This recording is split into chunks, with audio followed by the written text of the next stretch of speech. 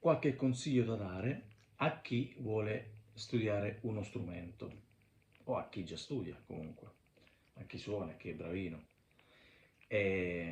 Allora, prima di tutto è la costanza, quindi va bene anche 10 minuti, un quarto d'ora al giorno, ma tutti i giorni. Quindi ficcatevi bene questa cosa in testa. Tutti i giorni, tranne sabato e domenica, vabbè, il weekend uno può riposarsi, però la cosa importante è tenere allenata la mano, ok? Quindi un giorno fare così, poi un altro giorno, poi sempre ad aumentare.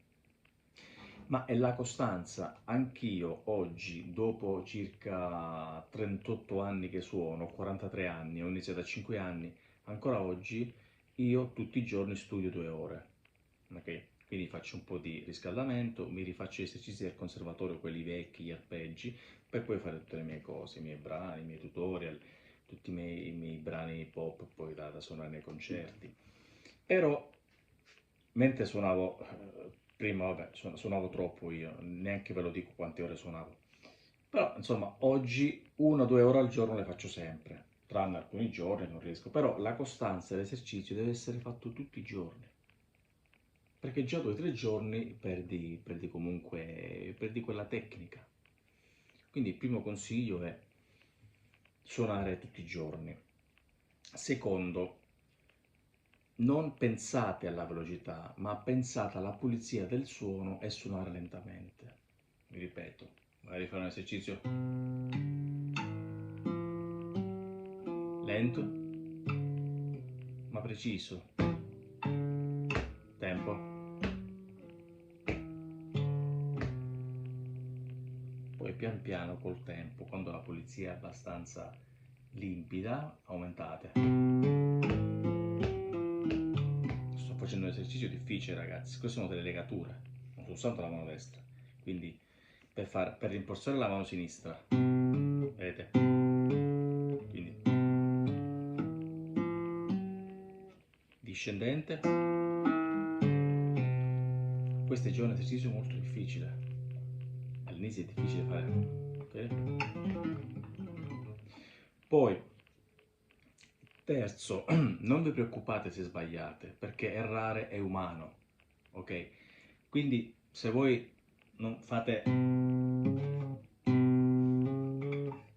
è normalissimo. Io i primi 3 anni che suonavo non riuscivo a fare Do maggiore, non sto scherzando, non riuscivo a fare Do maggiore, perché mi veniva difficile gli accordi. Quindi facevo esercizietti così, poi io ho studiato metà e metà, poi parliamo di quest'altra cosa. Quindi non vi preoccupate se sbagliate, è normale, soprattutto quando fate le canzoncine che accompagnate. L'importante è la mano destra deve sempre andare, la sinistra anche se sbaglia, non vi preoccupate, quindi se fate quanta fretta ma dove corri, dove vai, anche se sbagliate, vedete? Con la destra andate sempre, perché il tempo è più importante dell'accordo, andare a tempo. Ta, ta, ta, ta. Poi pian piano vi verrà con l'esercizio. Un altro consiglio è suonare non solo leggendo musica, per chi suona musica o chi legge le tablature, ma anche ad orecchio. Quindi ogni tanto provate a tirare fuori una canzoncina. Quindi Le gatte e la volpe, Alba Chiara, La canzone del sole, perché iniziate ad allenare l'orecchio ad avere diversi stimoli, non solo quelli della lettura, quindi visivi, percettivi, ma anche quelli sensoriali nel senso dell'udito, cominciate a capire e entrare nel mondo della musica a 360 gradi. Quindi provate a tirare fuori degli accordi, molto semplici. Io vi consiglio, forse ho fatto un tutorial come trovare gli accordi di un brano, fate riferimento al basso, quindi sentite un brano, sentite sempre la nota più bassa,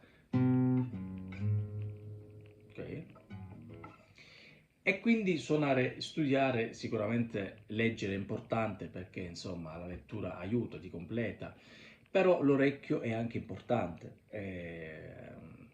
Io ho iniziato classico, però avevo un padre che suonava ad orecchio, quindi mio padre suonava tutti i giorni, c'erano chitarre in casa, e quindi io ho preso un po' tutti e due, perché un po' studiavo e un po' suonavo l'orecchio, e poi insomma ho fatto questo mix di cose.